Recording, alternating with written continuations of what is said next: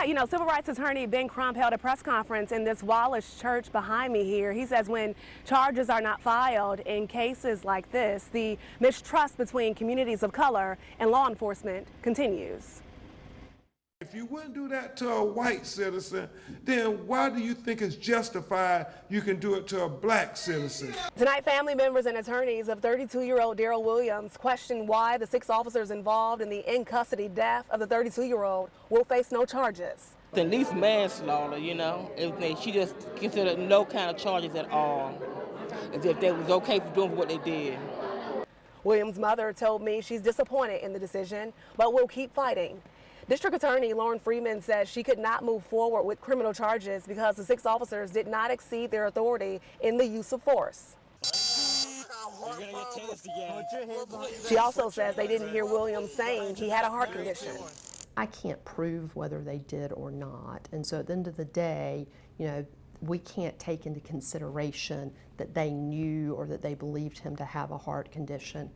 Freeman's report says Williams repeatedly failed to follow commands throughout the entire encounter, and he had a size advantage over them. He was a significantly large man compared to the officers on scene, over 300 pounds, over 6 feet. That he was, you know, valiantly fighting. Her decision is not sitting well with community activists.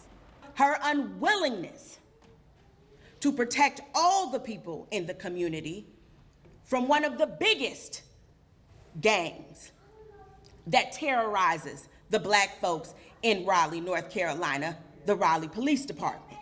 The autopsy says Williams' cause of death is listed as sudden cardiac arrest in the setting of cocaine intoxication. The manner of death is classified as homicide. Emancipate NC says they are waiting for the Department of Justice to take a closer look at the patterns and practices into the Raleigh Police Department. Until then, Williams' mom remains hopeful justice could come one day. We're going to keep putting forth our best foot. We're going to keep going. We're not going to stop yet. And the Raleigh Police Department says it acknowledges the decision of the Wake County DA to not charge those 6 officers. As for those officers, they remain on administrative leave. No timeline on how soon they'll be returning to work. We're live in Wallace. Akilah Davis, ABC 11 Eyewitness News.